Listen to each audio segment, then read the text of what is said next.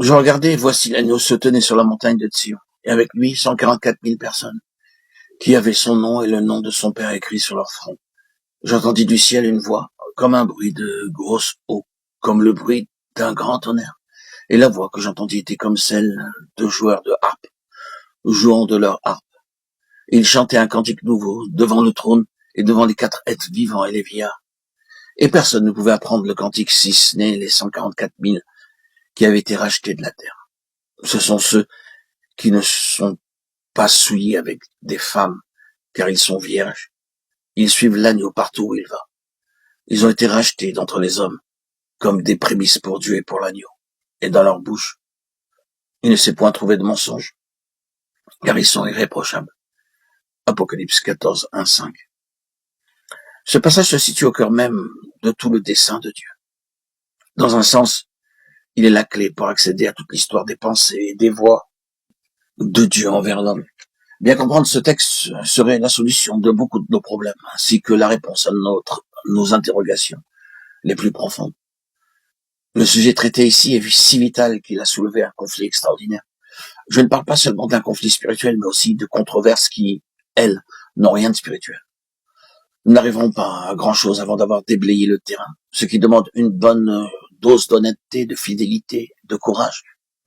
Il y a là une expression très révélatrice dans ce domaine où règne le conflit et la controverse. Elle génère grandement la suspicion, même parmi les chrétiens évangéliques. Et si elle ne se trouvait pas dans la parole de Dieu, je serais le premier à l'éviter pour les raisons que je viens d'évoquer.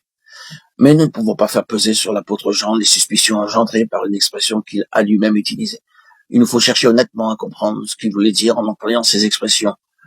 Je fais allusion au terme prémisse, le premier fruit. Ceux-ci ont été rachetés comme des prémices pour l'agneau. Peut-être que la manière la plus utile et la plus profitable d'arriver à une compréhension exacte de ce terme serait de chercher à identifier les 144 000 dont il est question ici. Toutefois, avant de se lancer dans cette entreprise, c'est-à-dire avant de chercher à identifier ce groupe de personnes, nous ferions tout aussi bien d'examiner cette attitude hostile, car elle semble avoir quelque chose de fondé. L'hostilité est toujours justifiée lorsqu'un aspect particulier de la vérité est grossi au point d'être considéré comme étant représentatif de toute la vérité. Et pour le sujet qui nous occupe, c'est bien ce qu'il s'est produit dans certains milieux. Encore une fois, si l'on tolère qu'une telle suraccentuation divise le peuple de Dieu et aboutisse à un exclusivisme et un esprit de supériorité, alors on est en droit de la tenir pour suspect et d'adopter une position antagoniste ou pour le moins divergente. En outre, si l'accent est mis au mauvais endroit, ce qui aboutit inévitablement à un déséquilibre, alors l'affaire est évidemment sujette à caution. Et c'est exactement ce qui s'est produit à propos du point précis qui nous occupe. Des termes ont été forgés qui montrent qu'on a mis l'accent là où il ne fallait pas, tels que le mot enlèvement et l'adjectif sélectif qui l'accompagne. Voilà vraiment une accentuation mal placée. Quand on utilise une expression de ce genre, on fait fausse route. Ceux qui l'ont conçue et qui s'en servent ont eux-mêmes tiré la conclusion qu'elle produit un schisme dans le corps de Christ. Lorsque le Seigneur a repris quelqu'un auprès de lui dans la joie et la victoire de sa grâce, ce qui se produit presque à chaque instant de notre vie, il ne nous vient jamais à l'idée de l'accuser de créer un schisme dans son corps, tout à fait à notre insu.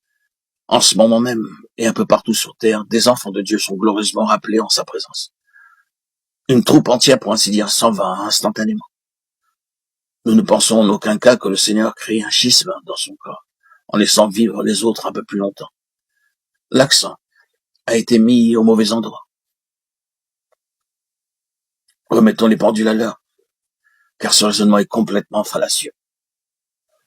Lorsqu'un chrétien meurt, il s'en va auprès du Seigneur et quitte le corps de Christ, sans pour autant créer un schisme